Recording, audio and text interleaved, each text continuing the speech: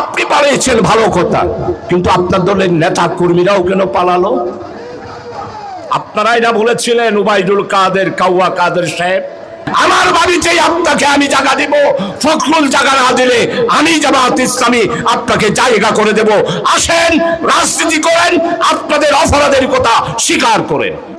শেখ হাসিনার 4 স্টারের হেলিকপ্টারের মাধ্যমে 124 জন শিশু কিশোর শাহাদাত বরণ করেছে। যাত্রাবাড়ির একটি কিশোরী, তার বয়স মাত্র 9 বছর, মায়ের কোলে বাপের কোলে হেলিকপ্টার আসার পর বাপারা তাকে জড়িয়ে ধরেছে, আর তার মেয়ে বলতেছে আব্বু ঝিকঝিক ঝিকঝিক এসেছে, আমি দেখতে যাব। আব্বু বলল না, গুলি করবে, তুমি যেও না। মেয়ে বলল না আব্বু, আমি ঝিকঝিক হেলিকপ্টার দেখবো।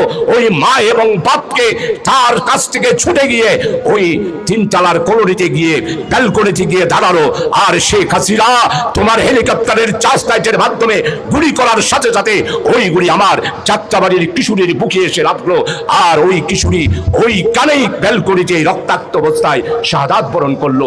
এটাই হলো শেখ হাসিনার অপরাধ। এরপরও শেখ হাসিনা বলে যে আমি কি অপরাধ করেছি? তুমি অপরাধ করেছো, আমার 124 জন আমাদের 9 বছর 10 বছর 11 বছরের শিশু কিশোরদেরকে তুমি হত্যা করেছো। তুমি খুনি, তুমি বিডিআরের আসামি, তুমি বাংলাদেশের সমস্ত হত্যার হুকুমের আসামি হচ্ছে শেখ হাসিনা এবং আওয়ামী লীগ।